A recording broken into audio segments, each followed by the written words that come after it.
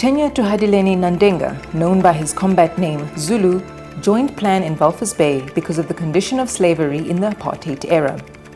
He was trained in military school in Tanzania and then furthered his training in North Korea. On that Jaina 1958, on that Jaina, Wambula and the People Organization, OPO, 1958, combine. On that Jaina Morongaro, which Yoko Ndalaka, this is Mbola to Kondalaka, your colony, Kolonika. We had to Longo, Tainana and the Shah to Monan and the Penny. She had fanging the Mdika Wambula and the People Organization Opo. Opo ya jamo mo OPC. OPC ya tota 1957. Sa jana tu ya jana 1958. Tingono leta mahwiri tu jeni fa mo monman. Nalita kahumba kandola. Mbogoli ne ko me original. Tiwe neke tutuma. Tiwe kompa dashaja kwa South Africa. The German Empire had administered Namibia as the colony of German Southwest Africa during the late 19th century. During the first, South African troops under General Louis Botha occupied the colony and deposed the German colonial administration. The end of the war and the Treaty of Versailles left South Africa in possession of Southwest Africa under a League of Nations mandate. Under the terms of the mandate, the South African government was only permitted to administer Southwest Africa until its inhabitants were prepared for their own political self-determination. However, South Africa interpreted the mandate as a veiled annexation and made no attempt to prepare Southwest Africa for future autonomy.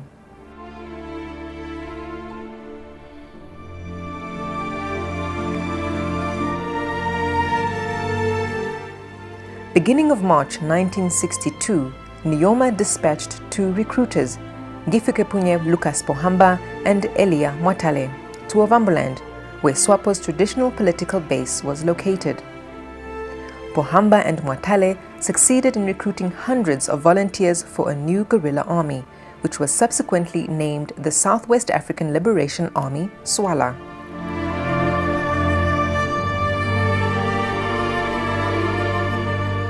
SWALA's headquarters was established in Dar es Salaam, the capital of Tanzania, which was sympathetic to SWAPO's cause. The Tanzanian government permitted SWALA to set up a training camp at Kongwa, where the volunteers would receive guerrilla training.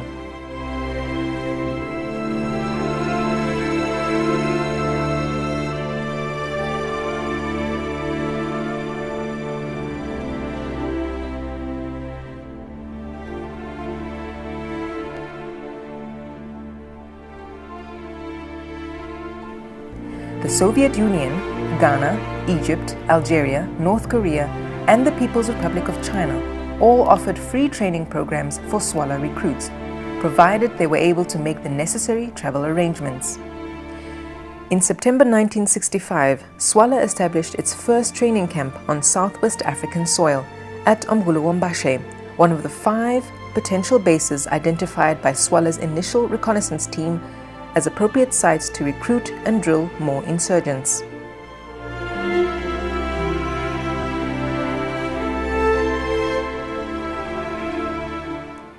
At the time, SWALA numbered only about 250 personnel, most of whom were still undergoing training at Kongwa. South Africa was powerful forces in the South in Africa. Yeah. Compared to the other military, they were compared that South Africa was compared to Egypt, who were having a strong army, air force. We were just few air detachment facing a battalion, I say. The insurgents at Umguluwombashe succeeded in recruiting only 30 locals before the location of their camp was compromised to South African forces that later attacked the camp.